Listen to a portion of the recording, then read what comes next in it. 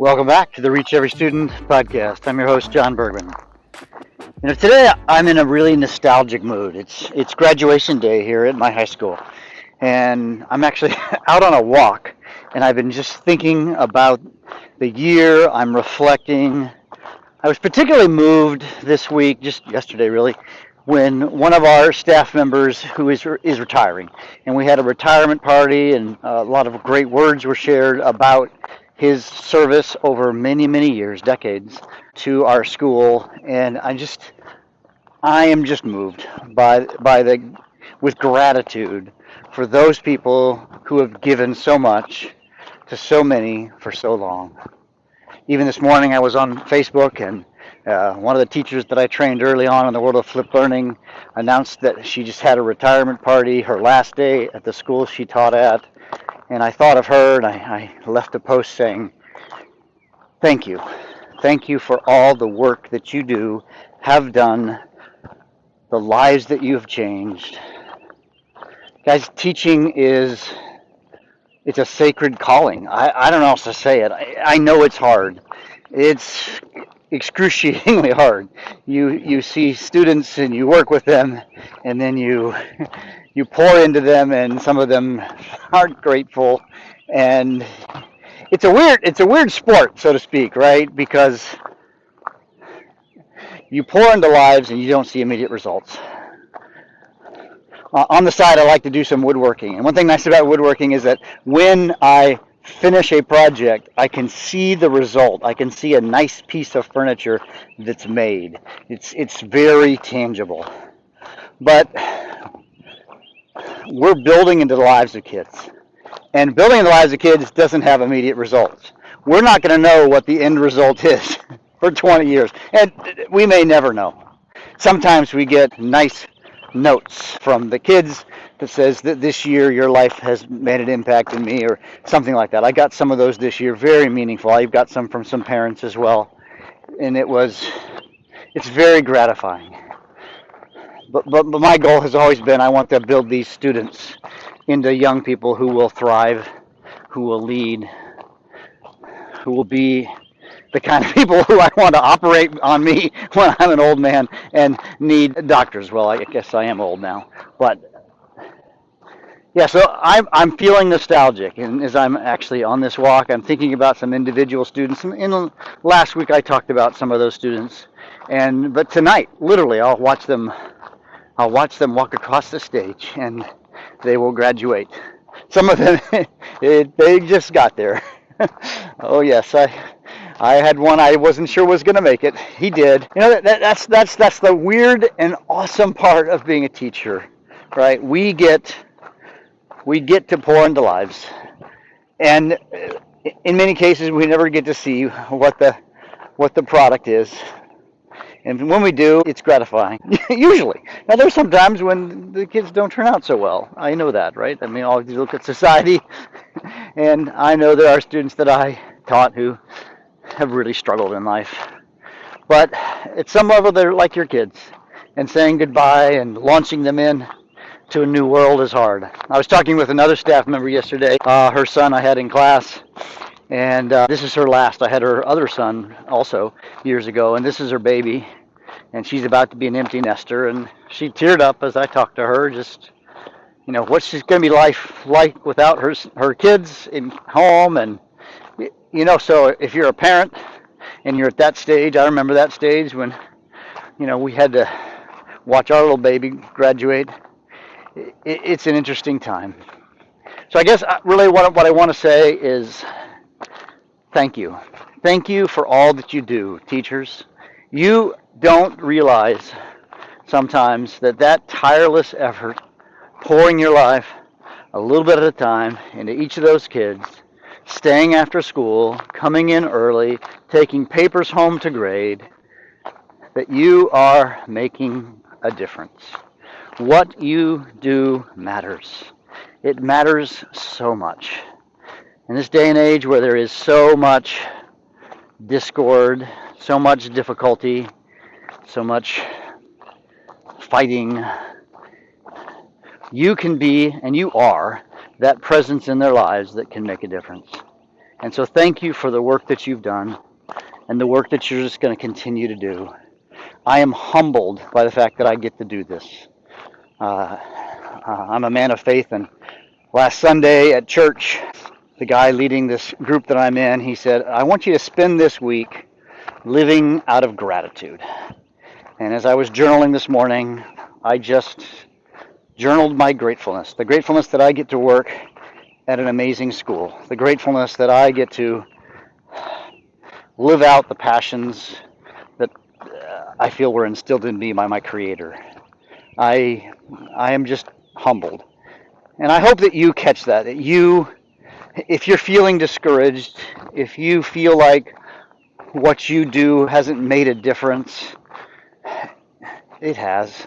You just don't know it. You haven't seen it. And again, you're not necessarily going to see it tomorrow, and you may never see it. But know that you're making a difference.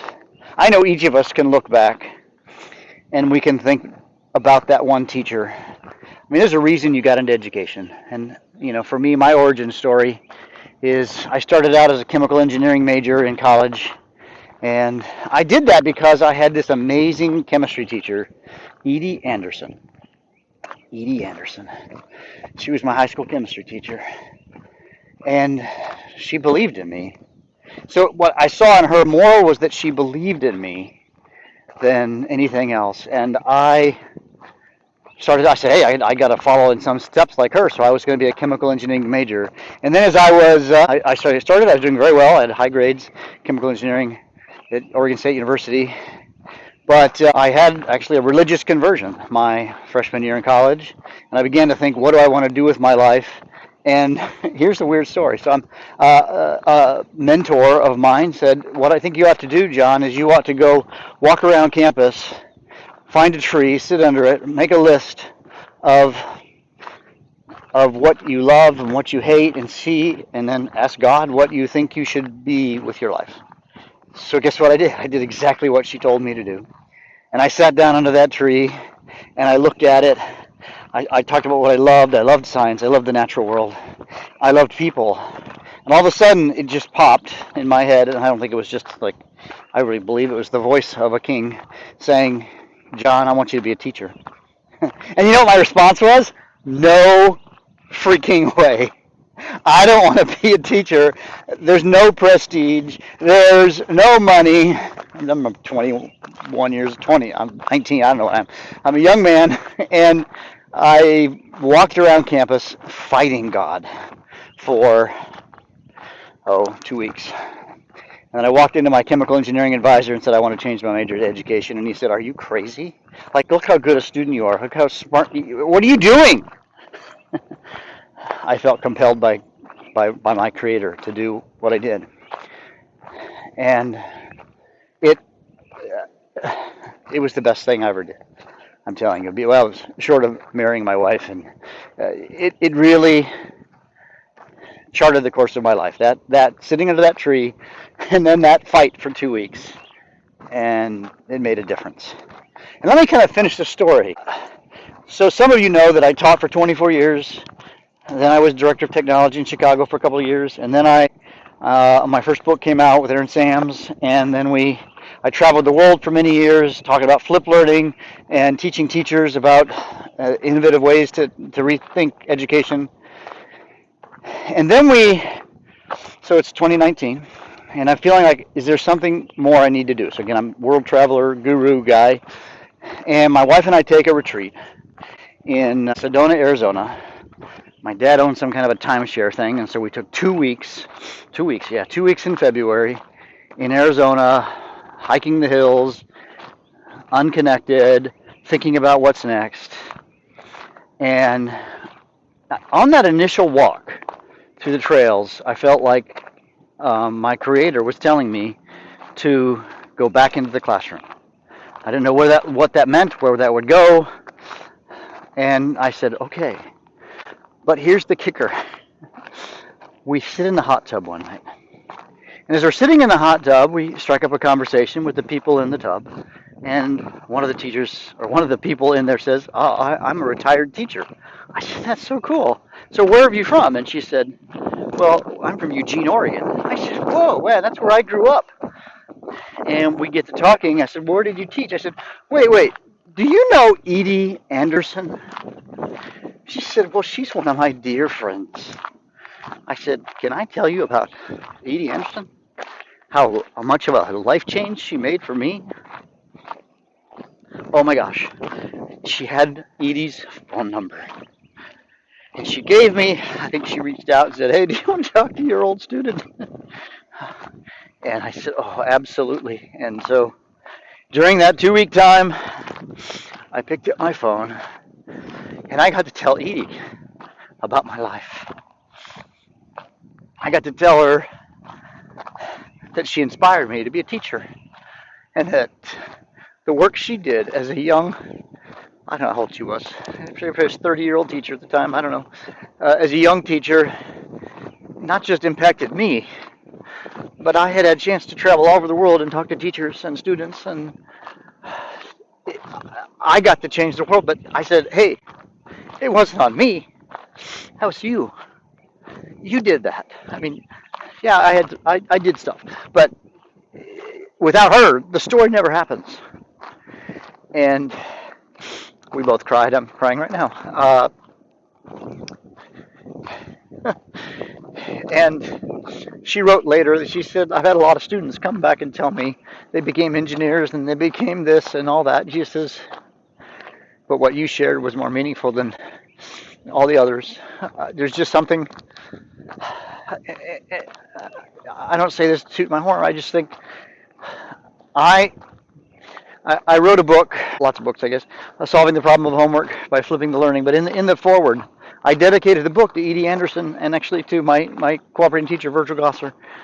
And I don't know exactly what the words I said, but I said something to the effect that I am not a self-made man.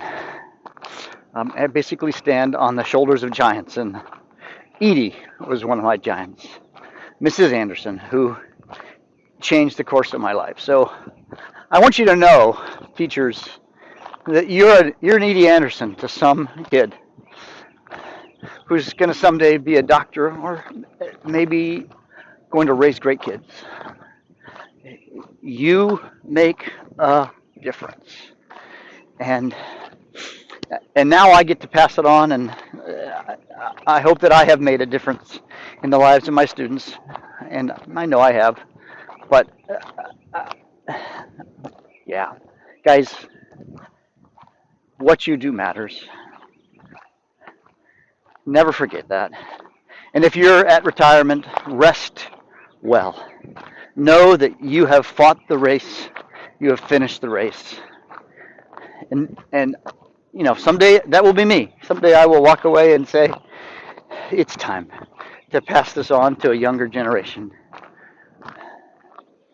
So remember that what you do matters. And yeah. Hey, this is John Bergman. This is the Reach Every Student podcast. I encourage you to go out and reach every student. And as you enter this, in the U.S. at least, it is, it's the end of the school year. We're putting a bow. This is the last day of school. Graduation day tonight. Got my suit in the car, getting dressed up and gussied up to watch these kids graduate. So, teachers, have a great summer. Take time for yourself to rest, to totally debrief, to unplug. And then next school year, as you start, prepare to make a difference. Go out and reach every student. John Bergman out.